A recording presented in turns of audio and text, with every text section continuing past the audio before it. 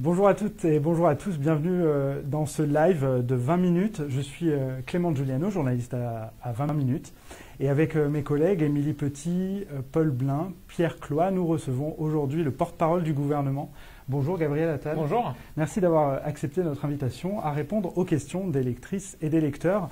On vous a demandé depuis quelques jours quelles étaient les questions que vous souhaiteriez poser à Gabriel Attal. Merci pour vos nombreuses contributions et ce n'est pas fini, continuez en commentaire à nous envoyer vos questions et nous tâcherons d'en poser le plus grand nombre à Gabriel Attal. On est ensemble pour 40-45 minutes à peu près et on va aborder plusieurs grands thèmes. L'écologie avec notamment la présentation du projet de loi climat cette semaine en Conseil des ministres, la situation des jeunes, des étudiants, des étudiantes et bien évidemment la vaccination. Et on commence par la gestion de la crise sanitaire avec pas mal de questions là-dessus. Je vous transmets d'abord cette question qui a été posée dans des termes assez proches par Noémie et par Gada.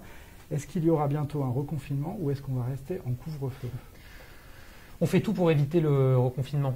On ne peut jamais rien exclure par principe. En tout cas, depuis le début de cette crise, quand on a exclu des choses de manière définitive, souvent on s'est rendu compte que malheureusement, ça finissait par se produire parce qu'il y a une part d'imprévu dans cette crise depuis le début.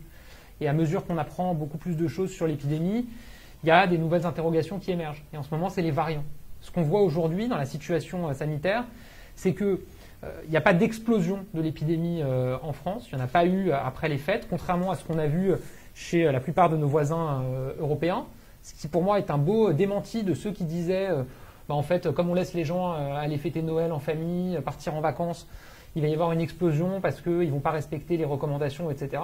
On a vu qu'il y a eu beaucoup d'efforts des Français et qu'il n'y a pas eu cette explosion. Donc aujourd'hui, on a ce qu'on appelle un plateau, alors le terme n'est pas très joli, mais un plateau de contamination qui, depuis une bonne grosse semaine, descend un peu. Je crois qu'on est à 6-7% de baisse sur une semaine. Ça reste très haut. Et puis surtout, il y a ces variants qui changent la donne parce que les scientifiques disent qu'ils seraient a priori plus contagieux que la souche normale et que donc, il pourrait y avoir à un moment une reprise de l'épidémie très forte.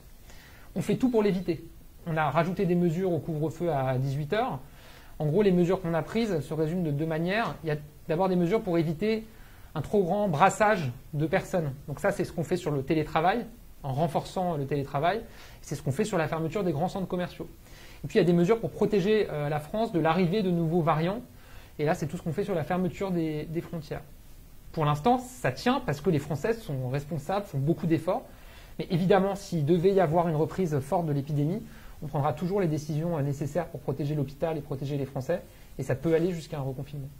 Concernant justement les mesures restrictives, il y a eu des fuites il y a quelques jours sur un reconfinement imminent, puis après un reconfinement très serré. C'est vous qui aviez utilisé ce terme.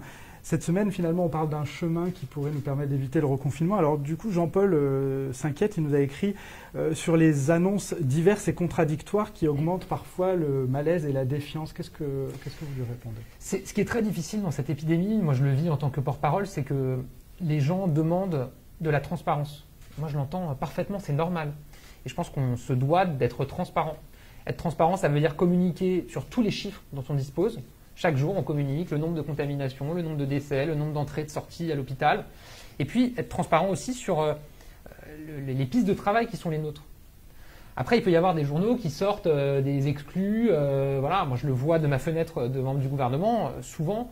Enfin, ça peut arriver qu'il y ait des choses qui sortent, des informations qui sortent, qui en réalité ne sont pas exactes. Vous citiez le reconfinement imminent, c'est un journal qui a sorti ça. C'était pas la réalité, c'est-à-dire qu'il n'y avait pas de reconfinement qui avait été décidé. Moi, j'ai été interrogé en tant que porte-parole du gouvernement et on me dit quels sont les scénarios sur la table. J'ai dit, sur la table, il y a le scénario de maintenir le couvre-feu à 18h en le renforçant avec des mesures supplémentaires et puis il y a d'autres scénarios qui vont jusqu'à un confinement très serré. Et au moment où je l'ai dit, rien n'avait été tranché sur ces différents scénarios. Voilà, ensuite on a choisi, et je pense que c'était le bon choix, de maintenir le cadre actuel en le renforçant. Donc tout ça pour dire que je peux comprendre que ce soit perturbant, parce que c'est très difficile de prédire l'avenir, parce qu'il y a toujours différentes possibilités qui existent par principe. Et moi je pense que notre responsabilité, c'est d'être les plus transparents possible. Est-ce que vous pensez qu'il y a eu des erreurs de communication de la part du gouvernement, vous qui êtes justement porte-parole? Ah bah oui, bien sûr. Enfin, il y a eu des erreurs depuis le début de cette crise, mais j'ai envie de dire, c'est normal. Enfin, je veux dire, le monde entier a découvert cette épidémie il y a 1 an. Je pense que personne n'a eu de gestion parfaite, ça se saurait. Et oui, et notamment en communication. Si je devais donner un exemple en réponse à votre question là qui me vient à l'esprit, je dirais que la principale erreur, c'est peut-être d'avoir parlé de commerce essentiel et non essentiel. Je crois que ça a beaucoup heurté, et je le comprends parfaitement, des commerçants. Ça a heurté aussi des Français qui ne se retrouvaient pas dans cette dénomination. C'est une dénomination juridique. On n'aurait peut-être pas dû la reprendre comme ça. Et depuis, on parle de produits de première nécessité. Je pense que c'est beaucoup plus clair. Sur les commerces, justement, il y a Sandy qui nous a écrit et qui s'interroge un peu sur la pertinence du couvre-feu parce qu'il amène les gens à s'entasser, comme elle l'écrit, dans les transports, dans les commerces à des heures en particulier. Est-ce qu'il ne faudrait pas plutôt augmenter l'amplitude horaire d'ouverture des commerces? Et là, c'est Romain qui vous pose la question. Pourquoi est-ce qu'on a mis en place un couvre-feu? On a mis en place un couvre-feu parce qu'on sait qu'un nombre important de contaminations ont lieu dans des moments où on se retrouve dans des domiciles privés, entre amis, en famille, et où on enlève le masque parce qu'on est en train de manger ou de boire. Et donc, si on passe du temps sans masque, etc. Et donc, quand on met un couvre-feu et qu'on dit le soir, en fait, il faut que vous soyez chez vous, ça limite les possibilités de se retrouver dans ces configurations-là. Si on disait, en fait, vous ne pouvez pas faire ça, et donc il faut avoir des motifs justifiés de sortie, et qu'en même temps on laissait les commerces ouverts toute la nuit, ça serait beaucoup plus dur de contrôler pourquoi les gens sont dehors et de limiter du coup le fait que les gens n'aillent pas les uns chez les autres. Donc c'est compliqué. Après, pour ce qui est des transports et des commerces, moi j'entends parfaitement ces interrogations. D'abord sur les transports, moi je redis que le couvre-feu démarre à 18h, mais que si votre activité professionnelle doit se poursuivre jusqu'à après 18h et que vous devez rentrer chez vous après 18h, vous pouvez le faire. Et donc c'est pas une pression à ce que tout le monde prenne le métro ou le bus à 17h30.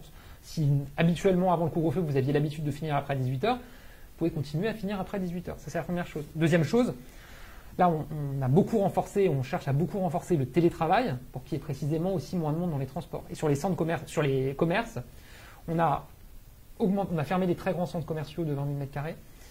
Et on augmente la jauge pour pouvoir être dans un commerce, notamment pour les commerces de plus de 400 m², donc les magasins importants, où là maintenant c'est une personne pour 10 m², avant c'était une personne pour 8 m². Bon, ça veut dire qu'il faut faire la queue dehors, dans un moment en plus où il fait très froid en ce moment, donc c'est pas évident. Mais c'est vrai que ça limite du coup la concentration de personnes. Je rappelle juste que dans un commerce, on circule et on porte un masque. Donc on sait que c'est 2 éléments qui atténuent quand même le risque d'être contaminé. Nous sommes toujours donc en direct sur les réseaux de 20 minutes avec Gabriel Attal, porte-parole du gouvernement. Continuez à poser les questions que vous souhaiteriez lui poser. On va passer maintenant à des questions sur la vaccination. Et Maxence nous a demandé sur Instagram, est-ce que le vaccin est la solution à cette crise sanitaire? C'est une clé très importante dans la sortie de la crise. La vaccination, dans l'histoire de la médecine, ça a toujours été un très grand progrès pour nous débarrasser d'épidémies terribles qui parfois ont fait des millions de morts. Et là, oui, c'est la principale clé de la sortie de crise, parce que c'est ce qui peut nous permettre d'atteindre une immunité vis-à-vis de la maladie, et donc de pouvoir recommencer à vivre le plus normalement possible. Et ce qui permet aussi, aujourd'hui, c'est ce qui nous permet de protéger les personnes qui sont les plus à risque du Covid, donc de limiter le nombre de décès et le nombre d'hospitalisations. Donc oui, c'est un très grand progrès pour sortir de la crise. Il y en a d'autres, parce que on travaille aussi beaucoup sur la question des traitements. En ce moment, parce qu'il y a aussi des pistes très prometteuses dans les traitements pour limiter le nombre de formes graves et limiter le nombre de personnes qui se retrouvent à l'hôpital et qui décèdent. Et donc c'est sur toute cette batterie d'éléments et d'outils qu'on travaille. Avec des inquiétudes autour, vous l'évoquiez tout à l'heure, des variants qui pourraient passer entre les mailles des vaccins. À quel degré d'inquiétude le gouvernement que vous représentez se situe sur ce thème? Alors on est très vigilants. Évidemment, ceux qui sont les mieux à même de nous répondre là-dessus, c'est les scientifiques. Pour le coup, ce n'est pas une décision politique de savoir si tel vaccin est efficace sur tel variant. Donc on regarde beaucoup ce que disent les scientifiques et leurs études. À ce stade, ce qu'ils disent, c'est que les vaccins sont efficaces face aux variants britanniques, comme on dit, le variant qui a été séquencé pour la première fois en Grande-Bretagne. Ce variant-là, c'est la plupart des contaminations aujourd'hui en dehors de la souche normale du Covid. Il y a des questions qui sont posées sur l'efficacité de certains vaccins sur le variant dit sud-africain et le variant brésilien. Je dis des questions qui sont posées, il y a des doutes qui sont émis. À ce stade, je crois que les recherches scientifiques se poursuivent. Il n'y a pas encore de conclusion formelle et définitive sur ce sujet-là. Mais forcément, on est attentif sur cette question et on prend toujours les mesures de précaution qui s'imposent. Je vous donne un exemple. À Mayotte, qui est un territoire français d'outre-mer, on a le variant sud-africain qui circule beaucoup. On estime que ça serait peut-être la principale souche du virus là-bas. Et comme il y a des doutes sur l'efficacité du vaccin AstraZeneca sur ce variant, on a fait le choix de positionner d'autres vaccins, les vaccins ARN, dont on sait qu'ils sont plus efficaces à Mayotte. Alors justement, vous l'évoquez, le vaccin d'AstraZeneca, il y a quelques inquiétudes autour de ce vaccin. Où en est la situation? Il y a des centres hospitaliers qui ont suspendu pour l'instant la vaccination des personnels soignants, puisque c'est les personnels soignants qui sont dans un premier temps concernés par ce vaccin. Est-ce qu'il y a des consignes générales pour l'instant qui ont été données sur ce vaccin? Alors, le vaccin, d'abord, c'est important de le dire, il est efficace, le vaccin AstraZeneca. Il y a des scientifiques indépendants qui ont attesté de son efficacité. On n'a pas de données d'efficacité sur les plus de 65 ans. Et donc c'est pour ça qu'aujourd'hui, c'est un vaccin qui est recommandé, qui est dirigé vers les moins de 65 ans, et on commence par les soignants de moins de 50 ans qui jusqu'à maintenant ne pouvaient pas être vaccinés. C'est la première chose. La deuxième chose, c'est qu'on a un système en permanence pour tous les vaccins et tous les produits de santé en France qui s'appelle de pharmacovigilance. Ça veut dire qu'on a une agence, la NSM, l'Agence de sécurité du médicament, qui suit en permanence tous les produits de santé, tous les vaccins qui sont utilisés et éventuellement les effets qu'on constate. Et cette agence a constaté que sur, je crois, un peu plus de 10 000 vaccinations avec AstraZeneca, il y avait eu un peu plus d'une centaine de syndromes grippaux après la vaccination. On sait que ça arrive régulièrement sur des vaccinations, y compris d'ailleurs avec le vaccin contre la grippe. Parfois, on peut avoir des symptômes de la grippe après s'être fait vacciner. Et donc, ce qu'elle a recommandé, cette agence, c'est que quand on vaccine des soignants, on ne vaccine peut-être pas tous les soignants du même service au même moment, parce que si on a plusieurs d'entre eux qui ne peuvent pas aller travailler pendant 1 ou 2 jours parce qu'ils ont des symptômes grippaux, ça peut poser problème. Donc il y a des hôpitaux, je crois, qui ont dans un premier temps annoncé qu'ils suspendaient totalement, mais qui en fait ont expliqué qu'ils échelonnaient sur leurs soignants les vaccinations. D'accord. Donc pour répondre à votre question, il y a une vigilance, comme sur tous les produits de santé. Il y a un suivi régulier qui est fait, mais aujourd'hui, il y a une confiance dans le vaccin AstraZeneca qui est efficace. Plusieurs de nos lectrices, de nos lecteurs s'interrogent sur le calendrier de vaccination, bien sûr. Or, professions exposées et personnes qui présentent un facteur de risque, c'est notamment le cas d'Aurore, de Richard ou de Robert, qui nous demandent un peu quelles sont les prochaines étapes de vaccination, quand la population générale pourra être vaccinée. Alors, on a un premier objectif qui est, avant l'été, donc avant la fin juin, d'avoir pu proposer la vaccination à toutes les personnes qu'on appelle vulnérables dans notre pays, qui sont plus de 15 millions de personnes, c'est-à-dire les personnes âgées et les personnes qui ont des maladies graves, des comorbidités. Ça, c'est le premier objectif. Le deuxième objectif, qui a été rappelé par le président de la République, c'est d'avoir pu proposer le vaccin à tous les Français d'ici à la fin de l'été. Et ces objectifs seront évidemment atteints et tenus. Donc là, aujourd'hui, on a le vaccin qui est fait dans les EHPAD, pour les personnes âgées en EHPAD, pour les personnes de plus de 75 ans qui habitent chez elles, et pour les soignants tous les soignants qui ont aussi la vaccination qui leur est proposée. Les prochaines étapes, c'est d'élargir aux 65-75 ans, donc une fois qu'on aura atteint la cible des 75 ans et plus. Donc ça, je crois que c'est dans le courant du mois d'ici fin mars, début avril. Et puis ensuite, progressivement, d'étendre par âge et de proposer à davantage de personnes la vaccination. Je vous retransmets la question de Poussière d'étoiles, un pseudonyme assez poétique. La question est peut-être un peu plus directe. Le gouvernement se prépare-t-il à exclure une partie de la population avec le passeport vaccinal? Je pense que cette personne fait référence à la possibilité d'interdire l'accès à certains lieux à des personnes qui ne seraient pas vaccinées, comme c'est à l'étude dans certains pays. Est-ce que c'est un projet en France? D'abord, il faut être clair, le président a dit que le vaccin ne serait pas obligatoire. Donc il n'y aura pas de pénalisation, d'amende pour les personnes qui ne voudraient pas se faire vacciner. C'est la première chose. Se pose ensuite la question de savoir si, pour ouvrir un certain nombre de lieux et pour qu'ils puissent fonctionner normalement, est-ce qu'on dit qu'on conditionne, qu'on oblige, qu'on impose que les personnes qui rentrent dans ce lieu soient vaccinées? Et ça, c'est une question qui est posée. Aujourd'hui, c'est très difficile d'y apporter une réponse. D'abord parce que aujourd'hui, on n'est pas en état, aucun pays dans le monde n'est en état de proposer la vaccination à tous ses concitoyens, à tous ses habitants. Donc, en termes de temps, la question, je crois, ne se pose pas aujourd'hui. La deuxième raison, c'est qu'aujourd'hui, il n'y a pas encore de certitude médicale, scientifique absolue que le fait d'être vacciné réduit fortement le risque d'attraper ou de transmettre la maladie. On commence à avoir des données intéressantes qui rendent assez optimistes, qui viennent notamment d'Israël, qui a commencé plus tôt sa vaccination. Oui, le vaccin empêche les formes graves, mais on ne sait pas exactement sur la transmission. La certitude aujourd'hui, c'est que le vaccin est efficace pour protéger vos poumons.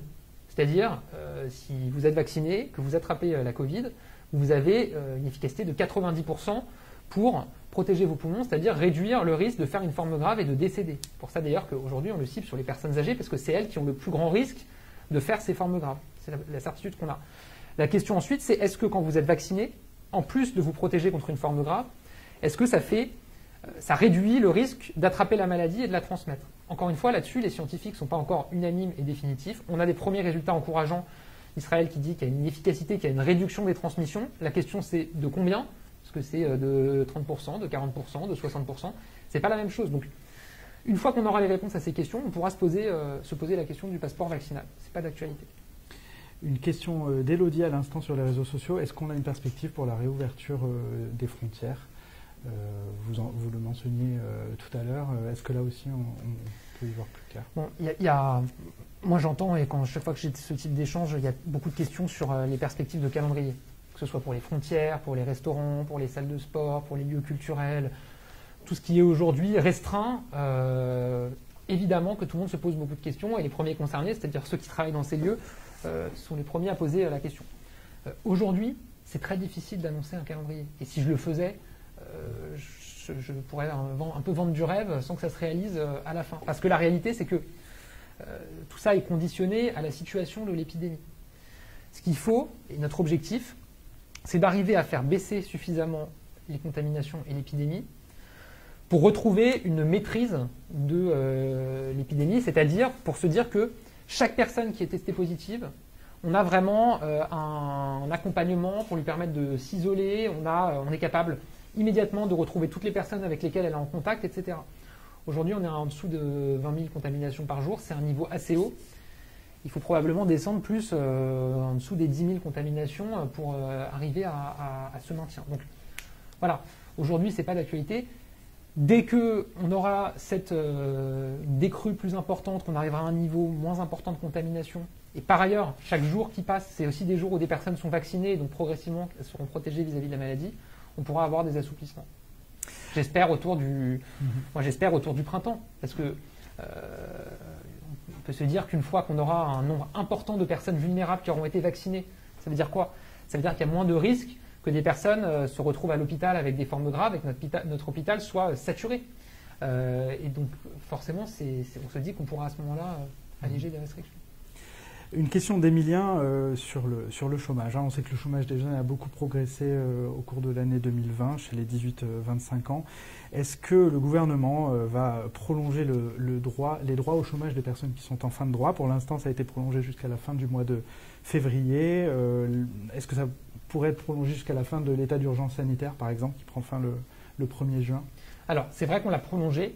Normalement, ça devait s'arrêter au 31 janvier. Et on a annoncé le 31 janvier qu'on le prolongeait jusqu'à la fin du mois de février, c'est-à-dire le 28 février. Je n'ai pas d'informations, c'est la ministre du Travail qui est en charge sur le fait de savoir si on va à nouveau le prolonger. Je peux dire deux choses. La première, c'est que depuis le début de cette crise, avec le quoi qu'il en coûte, on a montré qu'on était toujours au rendez-vous pour protéger et accompagner ceux qui sont dans les plus grandes difficultés sociales, et que évidemment on continuera à le faire. Et la deuxième chose, c'est qu'on fait tout pour permettre à ceux qui cherchent un emploi, et je reprends l'exemple des jeunes que vous évoquiez, de trouver un emploi. Je vous donne un exemple pour les jeunes. On a mis en place une prime depuis l'été dernier, une aide aux entreprises. C'est-à-dire que depuis l'été dernier, une entreprise qui recrute un jeune de moins de 26 ans, en CDI ou en CDD de plus de 3 mois, elle reçoit une aide de 4 000 € de l'État, ce qui est incitatif pour recruter un jeune, qui est l'exemple que vous donniez. Qu'est-ce qu'on a vu entre août et décembre 2020? Il y a eu 1 million d'embauches de jeunes, c'est-à-dire le même nombre que ce qu'il y avait eu sur la même période en 2019, et on n'était pas du tout en crise à l'époque. Donc on voit que cette prime-là, elle marche. Donc moi, quand je discute avec des jeunes, et là c'est le cas par votre intermédiaire, qui cherchent un emploi, je les pousse beaucoup dans leur démarche, dans les échanges qu'ils peuvent avoir avec un recruteur, etc., à aussi faire connaître ce dispositif, parce que toutes les entreprises ne sont pas au courant, et on voit quand elles connaissent ce dispositif, elles y ont recours et que ça fonctionne. Une question de Corentin sur Instagram. Le RSA pour les jeunes, c'est pour quand? Moi, ma conviction... Il est ouvert aux plus de 25 ans aujourd'hui. Moi, ma conviction, c'est qu'il faut arriver à un système, et c'est ce qu'on est en train de construire, où chaque jeune qui a de grandes difficultés financières ou d'insertion reçoit une aide qui est équivalente au RSA, c'est-à-dire de 500 €, avec à côté soit une formation, soit un accompagnement, soit une mission d'intérêt général. Voilà. Moi, je crois beaucoup à ça parce que l'objectif, on vit des mois très difficiles, et les jeunes vivent des mois très difficiles. Il y a beaucoup de jeunes qui sont en galère, soit qui ont décroché, soit qui avaient terminé leurs études et qui ne trouvent pas encore un emploi. On prend toutes les mesures que j'évoquais à l'instant, et des jeunes qui galèrent. Et l'important, c'est à la fois de les accompagner financièrement, et c'est ce qu'on fait avec la garantie jeune, avec le service civique, avec les dispositifs qu'on vient de mettre en place pour les jeunes diplômés qui cherchent un emploi, mais que ça soit aussi un temps qui est utile pour eux, qui rajoute une ligne sur le CV. Quand vous êtes en garantie jeune, quand vous faites une formation, quand vous faites une mission de service civique, en fait, c'est aussi une expérience qui est utile ensuite pour votre insertion professionnelle. Donc moi, je crois qu'il faut les deux. Et voilà. Après, il y a tout un travail qu'on fait aussi sur les étudiants, pour le coup, on y reviendra peut-être pour la précarité étudiante. Effectivement, on va y passer dans quelques instants. Bienvenue à celles et ceux qui viennent de nous rejoindre. Je vous rappelle qu'on est dans les locaux de la rédaction de 20 minutes avec Gabriel Attal, porte-parole du gouvernement. N'hésitez pas à poser vos questions en commentaire et on essaiera d'en répercuter le plus grand nombre possible à Gabriel Attal. Effectivement, donc on va passer à la vie étudiante. On a eu pas mal de questions d'étudiants, d'étudiantes qui se sentent parfois très isolés et qui regrettent que le temps en présentiel est assez limité. C'est le cas de Justine, Thomas, Gabriel. Alors là aussi, à quoi peuvent-ils s'attendre dans les semaines à venir, sachant que le présentiel a un peu repris à l'université? On a le président de la République, je vous le dis, il est extrêmement sensible et vigilant sur cette question de la jeunesse. Moi, j'étais secrétaire d'État à la jeunesse avant d'être porte-parole du gouvernement, jusqu'en juillet dernier. Par ailleurs, je suis encore à peu près jeune, enfin en tout cas, je suis proche de cette génération. Je connais beaucoup de personnes qui sont dans cette situation et c'est très difficile pour eux parce que les jeunes, je pense que c'est ceux à qui on a demandé le plus d'efforts depuis le début de cette crise. C'est ceux qui ont dû renoncer au plus grand nombre d'éléments de leur vie habituelle. Voilà. Et aujourd'hui, quand on est jeune, quand on est étudiant, on a envie de pouvoir créer du lien avec les autres. Or, on est isolé depuis plusieurs mois. Et tous les exutoires, tout ce qui fait le sel aussi de la vie, c'est-à-dire la possibilité de retrouver des amis, de faire la fête, de faire du sport, aujourd'hui, ils sont empêchés. Moi, en échangeant avec des étudiants, j'ai bien vu que la première demande qu'ils avaient sur ce volet psychologique, c'était de pouvoir revenir progressivement, physiquement à la fac. Et donc, ce qu'a décidé le président de la République, c'est qu'on allait donner aux étudiants la même possibilité qu'on donne aux salariés en télétravail. C'est-à-dire aujourd'hui, quelqu'un qui a un poste qui est 100% télétravaillable, il doit télétravailler 5 jours sur 5 chez lui. On a vu que c'était difficile psychologiquement pour beaucoup de salariés, et donc on leur a dit, si vous le souhaitez, vous pouvez revenir une journée par semaine. On fait pareil avec les étudiants. Un étudiant, sur le papier, les cours peuvent se faire à distance, mais pour beaucoup, c'est difficile psychologiquement, donc on leur donne la possibilité de revenir un jour par semaine. Toutes les universités sont en train de le mettre en place. Aujourd'hui, ce qu'on constate, c'est qu'il y a, à ce stade, 60% des étudiants qui demandent à revenir un jour par semaine, 40% qui ne demandent pas à revenir ce jour-là. Moi, je me dis que c'est peut-être des étudiants qui sont du cours partis chez leurs parents, donc qui ne sont pas dans la ville où ils étudient, et ils ne vont pas revenir prendre le train pour un jour dans la semaine. C'est peut-être ça. Bon. Mais ce qui est important, c'est que les 60% qui demandent puissent le faire, et c'est ce qui est en train de se mettre en place. Après, on a mis en place aussi des dispositifs d'accompagnement psychologique. On double le nombre de psys sur les campus, c'est en train d'être fait, et on a mis en place un chèque psy, c'est-à-dire la possibilité donnée à des étudiants qui se sentent mal, qui ont besoin de parler à quelqu'un, de pouvoir aller chez le psy sans devoir avancer les frais. C'est 3 consultations de 45 minutes qui sont prises en charge. Et ça, je pense que c'est une mesure importante pour les étudiants qui en ont besoin. Alors, Johan vous pose une question un peu poil à gratter. Vous allez beaucoup l'apprécier. Il s'inquiète de la précarité économique des étudiants et des étudiantes qui, pour certains, pointent aux banques alimentaires. Sa question, trouvez-vous décent que dans ce contexte, l'enveloppe parlementaire des députés est augmentée de 15%? On ne parle pas de leur salaire, mais des moyens qui sont à leur disposition. Moi, je suis porte-parole du gouvernement, pas de l'Assemblée nationale, donc de même que je considère que les députés ont pas... Enfin, voilà, il y a le gouvernement, il y a les députés. Maintenant, moi, ce que j'ai entendu dans ce qui a été expliqué par l'Assemblée nationale, c'est une décision en plus qui a été prise par ce qu'on appelle les questeurs, qui sont à la fois de la majorité et de l'opposition. C'est qu'il y a des frais supplémentaires pour l'activité des députés pendant la période de crise, et du coup, ils ont ajusté. Mais comme vous l'avez dit, c'est pas la rémunération des députés, c'est notamment les frais pour les envois postaux, parce qu'ils passent beaucoup plus par des envois postaux où ils doivent équiper leurs salariés pour le télétravail. Voilà. Après, bon, enfin moi, l'important pour moi, c'est pas de mettre de manière symbolique en face des enveloppes et des chiffres, c'est de régler le problème de la précarité étudiante, qui date pas d'aujourd'hui, qui est accrue par la crise. On a en France, et je trouve ça totalement insupportable, des scènes d'étudiants qui sont obligés de faire la queue dans le froid à l'aide alimentaire pour se nourrir. Et c'est pour ça qu'on a pris une mesure forte qui permet à chaque étudiant aujourd'hui en France qui le demande d'avoir 2 repas par jour, déjeuner, dîner à 1 euro, ce qui est quand même une mesure importante pour la capacité à s'alimenter. Qu'on a mis en place des aides exceptionnelles pour les boursiers, c'est-à-dire 40% des étudiants à 2 reprises en 2020. En juin, il y avait une aide, en décembre, il y a une aide automatique de 200 euros. Et qu'on a par ailleurs un travail sur les bourses pour le plus long terme. Et qu'on met en place aussi des aides d'urgence. Et ça, c'est un point, si je peux me permettre, s'il y a des jeunes qui nous écoutent, je trouve que c'est pas suffisamment su et connu. On a triplé le budget des aides d'urgence dans les universités. Une aide d'urgence, c'est quoi? C'est un étudiant qui se retrouve dans une grande difficulté financière, qui n'est pas forcément boursier. Il y a des étudiants, par exemple, qui avaient un emploi étudiant qui n'ont plus, parce que les restaurants sont fermés, il y a moins de babysitting. Si on prend les 2 éléments, il y avait plus de jobs étudiants, et qui se retrouvent en difficulté, mais qui ne sont pas boursiers. Là, on pouvait aller voir le Crous. On a augmenté les enveloppes des aides d'urgence, et le Crous peut vous apporter une aide financière, soit ponctuelle en une fois, soit régulière sur plusieurs mois. Et je pense que c'est important aussi de faire connaître ces dispositifs, parce qu'ils sont là précisément pour ces coups durs. On a eu quelques questions de jeunes lecteurs et lectrices qui font part de leur détresse et surtout des conséquences sur leur vie quotidienne dont on a parlé. Et certaines ressentent un peu un sentiment d'injustice parce que le virus tue est plus fatal pour les personnes âgées. Comment vous leur répondez à ça? Alors moi d'abord, j'entends assez peu de jeunes pour le coup me dire en gros il faudrait qu'on puisse vivre normalement parce que c'est pas grave, c'est pas nous qui mourrons, c'est les vieux. Enfin, objectivement, j'entends assez peu ce discours-là. C'est peut-être pas ce que la personne voulait dire. Pauline nous a demandé pourquoi ne pas confiner les personnes les plus fragiles. Ça, c'est une autre question. C'est une autre question, c'est en gros qui consiste à dire si c'est les personnes les plus fragiles qui aujourd'hui saturent entre guillemets les hôpitaux parce que c'est elles qui font les formes graves, pourquoi est-ce qu'on ne confine pas uniquement ces personnes-là pour que les autres puissent vivre normalement? Évidemment, on se pose tous la question, et moi-même, c'est une idée sur le papier qui me semblait assez séduisante. Bon.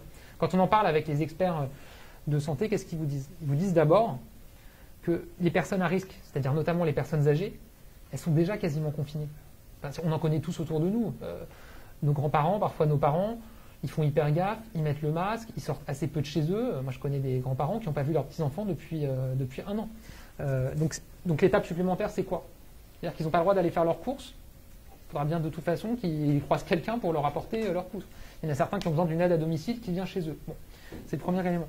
Le deuxième élément, c'est que dans les services de réanimation, la moyenne d'âge, je crois, est autour de 65 ans. C'est-à-dire que la moitié, ça veut dire qu'il y a beaucoup de personnes qui ont moins de 65 ans. Et donc même en laissant circuler le virus parmi la population générale, on se retrouverait mécaniquement avec un grand nombre de personnes en réanimation. Il n'y a pas de pays dans le monde qui réussit à dominer l'épidémie et à s'en sortir en disant on confine exclusivement des personnes d'une tranche d'âge. On n'a pas cet exemple-là. Alors on a eu beaucoup de questions, mais vous l'avez dit, sur le calendrier, c'est difficile concernant les bars, les restaurants, les lieux culturels. Mais Sandy nous pose la question, est-ce que ce sera possible d'envisager une situation différenciée selon les territoires lorsque le moment de rouvrir certains lieux sera possible? Je pense que c'est possible. Je ne dis pas que c'est ce qui se passera. Encore une fois, moi j'ai toujours mon principe de ne pas exclure des éléments par principe. On a vu qu'à plusieurs moments dans cette crise, on a fonctionné dans une logique de territoire. En septembre-octobre, on a commencé à prendre des mesures de restriction parce qu'on voyait que l'épidémie reprenait très fort à certains endroits. Je pense à Marseille, ça avait beaucoup fait parler à l'époque, le fait de fermer les bars, les restaurants à Marseille. On avait une logique par territoire. Donc, je n'ai pas d'informations et c'est pas encore acté la manière dont on allègera les restrictions. Est-ce que ça sera national ou est-ce que ça pourra être fait au niveau local? Je pense que les deux pistes sont possibles. Nous sommes ensemble dans les locaux de 20 minutes pour un entretien avec Gabriel Attal, porte-parole du gouvernement. N'hésitez pas à continuer de nous envoyer vos questions. On a beaucoup parlé de la crise sanitaire et du coronavirus et de la vaccination. On va parler à présent de l'environnement et de la planète avec le projet de loi climat qui a été présenté cette semaine au Conseil des ministres. Alors, de l'avis de l'ensemble des ONG comme des membres de la Convention citoyenne, il ne permettra pas à la France d'atteindre ses objectifs en termes d'émissions de gaz à effet de serre. Pourquoi est-ce que toutes les propositions de la Commission citoyenne pour le climat n'ont pas été reprises? Alors, d'abord, le projet de loi qui est issu de la Convention citoyenne pour le climat, c'est un élément très important, mais c'est un élément de toute notre action pour l'environnement. Heureusement, on n'a pas attendu ce projet de loi pour faire une loi sur les mobilités qui très concrètement fait que depuis 2017, on a créé 10 000 km de pistes cyclables en France. On n'a pas attendu ce projet de loi pour faire une loi sur l'économie circulaire qui fait que progressivement, on est en train d'interdire les plastiques à usage unique non recyclables en France. Je crois que cette année, c'était les pailles, les touillettes, etc. Et on n'a pas attendu ce projet de loi pour dire on met fin à la recherche et à l'exploitation d'hydrocarbures sur le territoire français. C'était le cas en 2017. La France était le premier pays au monde à le faire. Ou pour fermer nos centrales à charbon. On est en train de fermer toutes nos centrales à charbon. Donc, ce que je veux dire, c'est que ce projet de loi, c'est un élément en plus qui va nous permettre d'atteindre nos objectifs et on se donne les moyens d'atteindre nos objectifs. Ensuite, il faut saluer le travail de cette convention citoyenne. C'est une innovation démocratique en France, mais y compris, je ne sais pas si beaucoup de pays dans le monde avaient eu recours à ça. On a tiré au sort 150 Français avec des quotas par âge, par origine sociale, par territoire pour que ce soit représentatif des Français. La plupart d'entre eux n'étaient pas des spécialistes, loin de là, de la question environnementale. Ils ont été formés, ils ont été informés, ils ont rencontré des experts, ils ont fait des propositions. À partir de là, on reste dans une république, une démocratie avec des institutions et notamment un parlement et un gouvernement. Et c'est normal qu'à partir de là, leurs propositions soient travaillées par le gouvernement et maintenant par le Parlement. Mais encore une fois, l'objectif, on le partage, on se donne les moyens de l'atteindre. Et il y a un gros travail qui a été fait et qui va continuer à être fait au Parlement. Je fais une parenthèse puisque Chiomoro nous a posé la question sur le comité citoyen, sur les vaccins cette fois. Est-ce que vous avez des nouvelles de ces citoyens? Je n'ai pas de nouvelles d'eux, précisément parce que c'est totalement indépendant du gouvernement. C'est mis en place par le CESE, le Comité économique, social et le Conseil économique, social et environnemental. Et donc c'est à eux qu'il faut poser la question. Je vous avoue que j'ai pas eu mais je pense qu'ils travaillent sur le sujet. J'avais eu l'occasion de dire que c'était mis en place parce que pour le coup c'était une décision du gouvernement. Mais je rappelle que c'était une demande des oppositions, une demande du Conseil scientifique aussi. Mais je n'ai pas de nouvelles. On ferme la parenthèse et on revient sur l'écologie. Caroline vous demande quels sont les gestes que vous avez adoptés pour l'écologie au quotidien. Moi, je trie. Je fais les basiques. Je trie. Je fais attention à la lumière, à la consommation de l'eau. Voilà, c'est vraiment les gestes du très quotidien. J'essaye de consommer des produits de saison. Le plus dur pour moi, je l'avoue, c'est de réduire ma consommation de viande, parce que je suis assez friand de viande. Donc voilà, c'est un peu les gestes, entre guillemets, les gestes barrières de l'environnement. C'est comme les gestes barrières, si tout le monde s'y met, on sait que ça peut avoir un impact très fort. On change de sujet, on parle de cette plateforme nationale contre les discriminations qui a été lancée aujourd'hui par Emmanuel Macron. En quoi ça consiste exactement? Est-ce que vous pouvez nous en parler un peu plus précisément? Il y a un constat très fort en France qu'on entend, c'est qu'il y a des Français qui vivent des discriminations au quotidien, que ce soit en raison de leur handicap, en raison de leur orientation sexuelle, en raison de leur origine sociale, en raison de leur couleur de peau. Des personnes qui vivent des discriminations pour l'accès à l'emploi, pour l'accès au logement, dans le rapport qu'elles peuvent avoir avec des personnes, avec des administrations publiques. Et la question, c'est comment est-ce qu'on s'assure que toute personne qui vit une discrimination, elle peut la signaler et qu'il puisse y avoir des suites derrière. Et donc l'engagement qu'a pris le président de la République en décembre dernier, c'est de mettre en place une grande plateforme pour toutes les discriminations, où toute personne qui vit une discrimination peut la signaler, et surtout pour qu'il y ait un suivi derrière. Donc très concrètement, Toutes les personnes peuvent se rendre sur cette plateforme, signaler une discrimination. Ça va être traité par les services de la Défenseure des droits. Le Défenseur des droits, c'est une institution très importante qu'on a en France, qui est indépendante, qui garantit que les droits des citoyens sont respectés, en lien aussi avec des associations, pour qu'il y ait derrière des suites, et y compris des suites judiciaires si c'est nécessaire. Alors, on a eu pas mal de questions qui sont remontées pendant le début de cet entretien. Une question sur la Moselle, où donc le ministre de la Santé a dit qu'il y avait une circulation élevée des variants, notamment dits sud-africains et brésiliens. Est-ce qu'il va y avoir des mesures spéciales du coup dans ce département? Déjà, il y a une première mesure qui a été annoncée par Olivier Véran, c'est qu'on va renforcer la vaccination et l'accélérer en Moselle, parce qu'effectivement, on constate que le variant sud-africain et le variant brésilien circulent beaucoup plus en Moselle qu'ailleurs en France, sans qu'on ait particulièrement d'explication. Il n'y a pas de lien particulier entre ce département et ces pays. Et donc on accélère la vaccination. Potentiellement, il pourrait y avoir d'autres mesures sur la question, par exemple, des écoles. Est-ce qu'il faut faire les vacances une semaine plus tôt ou les allonger? Et ça va être travaillé dans les jours qui viennent. Et donc, il pourrait y avoir des mesures en plus si on estime qu'elles seront efficaces et qu'elles sont nécessaires. Une question d'Angélique sur Facebook. En octobre, l'Institut Pasteur disait avoir trouvé un traitement possible pour prévenir le coronavirus. Est-ce que vous savez si c'est toujours d'actualité? Vous parliez tout à l'heure de cette piste des traitements. Ce que je sais, c'est qu'il y a aujourd'hui des pistes très prometteuses pour les traitements. Celles qui sont les plus prometteuses aujourd'hui, selon les scientifiques, c'est des traitements qui seraient destinés à des personnes à risque, donc plutôt des personnes âgées, des personnes qui ont des maladies graves, au moment où elles viennent d'apprendre qu'elles sont contaminées, où elles ont les tout premiers symptômes, pour éviter que leur situation s'aggrave et qu'elles se retrouvent à l'hôpital. C'est notamment les anticorps monoclonaux et les interférons. Et donc là, on va lancer dans les prochains jours, dans les prochaines semaines, des études cliniques, des protocoles cliniques pour commencer à avoir recours à ces traitements et pour pouvoir mesurer s'ils sont oui ou non efficaces et pour les déployer. On en achète aussi pour pouvoir en avoir. Donc en gros, toutes les pistes de traitement qui sont prometteuses, on les regarde. On les expertise, on regarde ce que disent les scientifiques. Il y a eu des pistes dont on a beaucoup parlé, qui ont beaucoup été commentées, qui malheureusement se sont avérées inefficaces, voire dangereuses. Je pense à la chloroquine. On était les premiers à déplorer que ça ne soit pas efficace et que ça soit dangereux. On adorerait pouvoir trouver un traitement, entre guillemets, miracle. Pour l'instant, on ne l'a pas. Mais on met tous les moyens et on fait confiance aux scientifiques pour en trouver. Une question de Jonathan.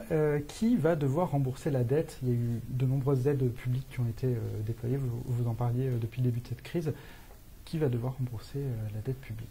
D'abord, je remercie Jonathan, puisqu'il part du principe, et je suis comme lui, qu'il faut rembourser la dette. Parce qu'on voit qu'il y a des débats, qu'il y a des responsables politiques qui veulent un peu vendre du rêve en disant la dette, on pourrait ne pas la rembourser. En fait, une dette, le principe, c'est que ça se rembourse.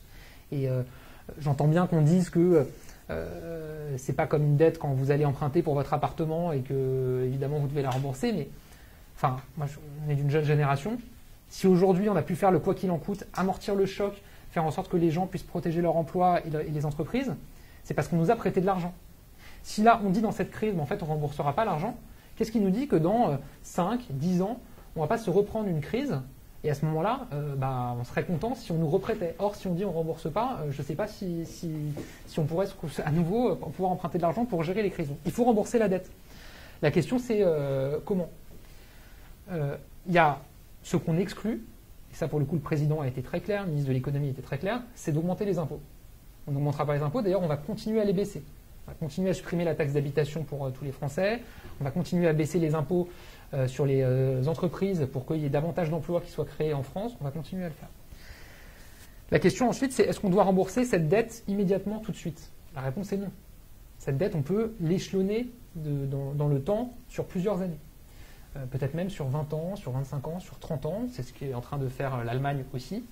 Et à ce moment-là, se dire que la dette sera remboursée par le fruit de la croissance, parce que l'activité économique, elle va repartir, et quand vous avez de la croissance, l'activité économique qui repart, vous avez des rentrées d'argent pour l'État et vous pouvez rembourser votre dette.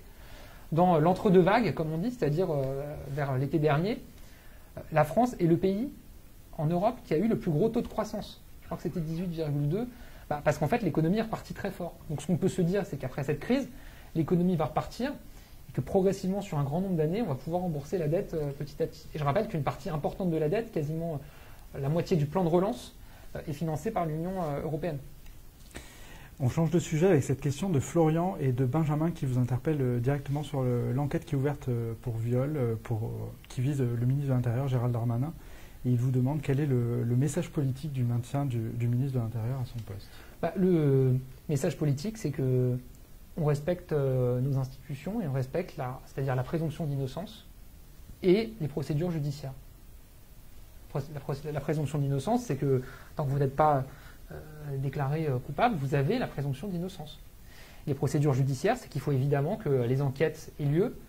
Je crois que sur cette affaire, il y a eu 3 décisions de justice déjà, il me semble 2 classements sans suite et un non-lieu, ou l'inverse, que les enquêtes sont rouvertes, et c'est, encore une fois, moi j'ai pas de commentaire à faire, et qu'il faut qu'elles puissent se tenir le plus sereinement possible. Voilà. Toujours sur Gérald Darmanin, une question de la rédaction de 20 minutes, ça fait aussi. Il était hier soir face à Marine Le Pen. Il a assuré que le gouvernement était plus ferme que le Rassemblement national sur la question de la lutte contre l'islamisme. Qu'est-ce que vous pensez de ce positionnement du ministre de l'Intérieur? Est-ce que vous le partagez? Moi, je ne dirais pas que Marine Le Pen est molle. Elle est peut-être floue, elle ment beaucoup, mais elle est surtout très dangereuse pour notre pays, elle est dangereuse pour la cohésion du pays. C'est quand même des discours de haine, des discours de rejet. Elle est dangereuse pour notre économie parce que ce qu'elle propose est totalement irréaliste et serait dramatique pour nos artisans, nos commerçants, nos PME, nos TPE. Donc je pense qu'il faut toujours rappeler ça. Voilà. Et je pense que c'est le plus important à rappeler. Une question d'Amandine et de Titi sur Instagram qui vous demande quelles sont les règles en vigueur pour les mariages, pour les grands rassemblements aujourd'hui. C'est pas à l'ordre du jour. Bah oui, aujourd'hui, vous pouvez vous marier en mairie, vous pouvez vous marier à l'église, religieusement. C'est important de savoir, parce que tout le monde ne le sait pas, qu'on est revenu sur les jauges pour les mariages en mairie. Il y a des communes qui disent encore que c'est limité à 6 personnes, c'est pas le cas. On a mis les mêmes jauges que pour les cérémonies religieuses, mais je le dis parce que tout le monde n'est pas toujours au courant, et c'est important parce que c'est dit de manière très claire dans le décret. Après, pour les rassemblements festifs, c'est sûr que les établissements pour organiser des fêtes, les salles polyvalentes, les salles privées, etc., ne sont pas autorisés parce que là, pour le coup, on sait que les fêtes, c'est quand même des lieux où on transmet beaucoup de virus. Moi, je reçois beaucoup de messages sur mon Instagram ou autre de personnes qui me disent en fait, j'ai prévu de me marier en mai prochain, est-ce que je pourrais me marier ou pas? Ça revient à ce qu'on disait tout à l'heure sur le calendrier, j'espère. Par ailleurs, en mai, on peut se dire que c'est quand même les beaux jours qui sont là, donc on peut organiser des choses en extérieur, etc. Donc, en tout cas, on fera tout ce qu'on peut pour que ça puisse avoir lieu. On retourne sur le vaccin avec une question d'un lecteur ou d'une lectrice anonyme. Est-ce qu'on a le choix du vaccin? Notamment, j'ai la liberté de ne pas vouloir du vaccin russe ou du vaccin chinois, nous écrit. Déjà, aujourd'hui, le vaccin russe et le vaccin chinois ne font pas partie de notre portefeuille de vaccins dans la campagne vaccinale. Parce que les laboratoires qui ont produit le vaccin russe et le vaccin chinois n'ont pas demandé à être enregistrés dans l'Union européenne et à être autorisés dans l'Union européenne pour pouvoir être distribués. Donc aujourd'hui, la question sur ces 2 vaccins ne se pose pas. Ensuite, est-ce que je peux choisir le laboratoire de mon vaccin? La réponse est non. En fait, comment ça se passe? Un vaccin, il y a des essais cliniques qui sont faits sur plusieurs dizaines de milliers de personnes. Donc on voit sur qui il est le plus efficace. Ensuite, il y a des agences de santé indépendantes qui regardent ces données et qui disent pour qui est-ce qu'elles recommandent ce vaccin. Et donc ensuite, en fonction, vous, de l'âge que vous avez, de si vous avez des maladies ou pas, il y a un vaccin qui sera plus recommandé pour vous que les autres, et à ce moment-là, c'est ce vaccin qui sera proposé. Bien écoutez, on arrive quasiment au terme de ce live. Merci à toutes et tous pour vos questions. J'avais une petite question concernant les victoires de la musique qui ont lieu ce soir. Ouais. Est-ce que parmi les nommés, vous avez un coup de cœur, vous, personnel? Alors, pouvez-vous me redire les nommés? Il y a beaucoup de nommés, mais je n'ai pas toute la liste en tête. D'accord. Je crois, dans les femmes, il me semble que Aya Nakamura est nommée. Moi, j'aime bien Aya. Plutôt Aya. Et dans les hommes, j'avais vu qu'il y avait Benjamin Biolay. Et j'aime bien aussi Benjamin Biolay. Voilà. Ce qui ne veut pas dire que les autres ne sont pas bien, mais... Très bien. Voilà. Merci, merci beaucoup. Merci à toutes et tous de nous avoir suivis. C'est la fin de ce live. Merci aux journalistes de 20 minutes qui ont participé à sa préparation. Laure Cometti, Thibault Le Gall, Thomas Lemoine, Bérénice Dubuc, Vanessa Rodriguez, Olivier Jussac à la photo. Merci au service Actualité de 20 minutes qui a fait remonter certaines de vos questions. Et merci à vous, Gabriel Attal, Merci d'être venu dans nos locaux. À bientôt.